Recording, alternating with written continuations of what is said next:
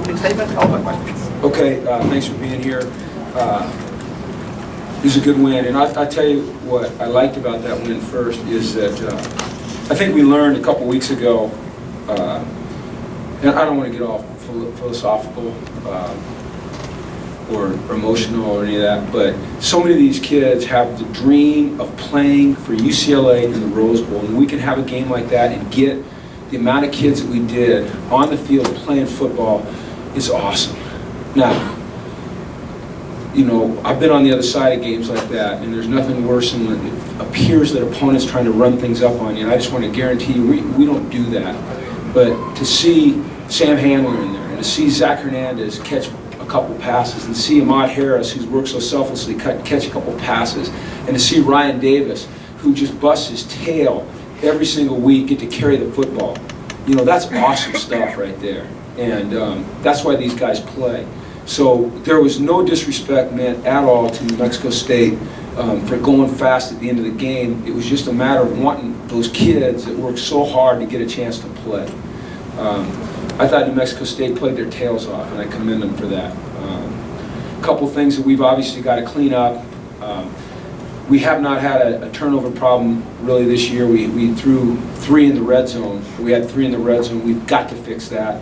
And then the penalties, obviously, we've got to fix that, and we will. We'll go back to work on that, and we'll get it fixed. But just great to see those guys get to go out on the field and play football for UCLA. It was, I don't know, it was great. So. Questions? Come on. Yes, sir. What did you think of Brett's play today overall? It looked like he was a little shaky to start out with. I agree with you. Yeah, I at one point kind of talked to him and said, well, Brett, just pull the trigger. You know, he looked a little hesitant, and we've got to move through that. I think it's time for him to move through that. And so, you know, he ended up with good numbers, but, you know, numbers aren't always the true story. And I would agree with you. I think he was a little bit shaky at times, but he's such a good player, and he's so composed and so mature that he can kind of get through that. But I'd like to see him just start a little bit more solid, you know, but that's nitpicking a little bit, but you're right. Can you talk about bringing 10 guys out for the first play and kind of when that came about? That was the player's idea and Noel's idea. You know, I don't ever think we can do enough to honor Nick Pasquale and his family, but that was just a small gesture. Shaq, we ran him off the field and we ran the ball with 10, and our 11th guy out there was Pac-Man, you know, and the players, they were fired up about doing that, you know, and I'm glad we did it. Coach. Good. You talked about coming out for this game really fired up, and you wanted everyone to go nuts for this game. It seems like there were a lot of huge hits in this game, you know, by your defense. You know, what was your assessment of how you know, your defense played in this kind of atmosphere, and especially a Randall Goforth, who seemed like he really, you know, lit up the highlight reel? I'm glad you recognized Randall, because he did. He played well. It might be the best game that he's played since he's been at UCLA, and he had some good, solid hits. I thought that we played well. Any time that they had the ball, we were aggressive. You know, we had some nice hits on kickoffs. We got after the quarterback pretty good. We had some good hits on runners, but that's what you're supposed to do. You know, you're supposed to go after it like that, and that's how we want to play. You know, physical, fair, tough. Coach, going back to the Nebraska game, you guys scored 83 points in a row without your opponent scoring at all. You'd be sitting up there figuring that stuff out. Does that say more about your offense, you think, or your defense too? I don't know.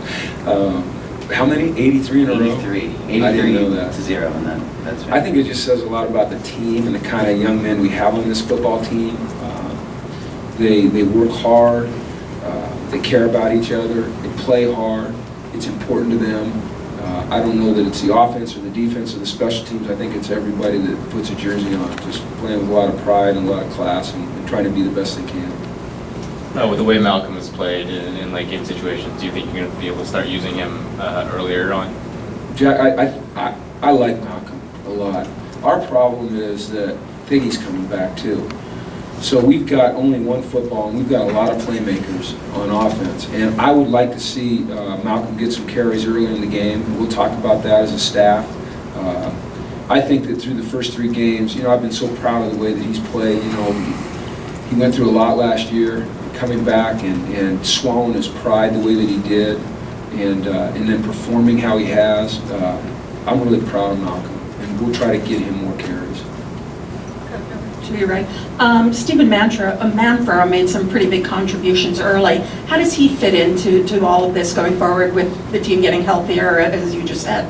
You know, he really ran hard. I mean, it looked like he just was really pounding it up in there. And Stephen was a little bit disappointed last week in Nebraska that he didn't get as many touches. But rather than express, you know, his disappointment by sulking, he really had a great week of practice. And then he came out tonight and played extremely well. And, you know, that's what you love to see. That, to me, defines his character. You know, rather than sulking and complaining, he just worked hard, you know, and it paid off tonight for him because he played very, very well. But going forward, how do you see him? I don't know. It's a great problem to have. It's a question I really don't know the answer to right now. I'm glad it's a question, I can tell you that. But I don't, and I'm glad I don't have the answer. Can you go into what went on the penalty on you on the sideline, I think it was? Yeah, I was upset about the call on Anthony Barr, and you know, I probably said, well, obviously I said something I shouldn't have. So I try not to be disrespectful of those guys. I think those guys work their tails off. I think that they do an outstanding job under very hard circumstances. It's been an emotional couple of weeks. I think I let my emotions get the best of me there, and I shouldn't have. Not a very good example. But yeah, officials, that's not an easy job, man. You know, we all stand back here and we criticize them. I'm hard on them. And sometimes you're trying to jab them because you're trying to get something out of them during the game, you know. But I certainly don't like to do that. Any other questions? Okay, thanks everybody.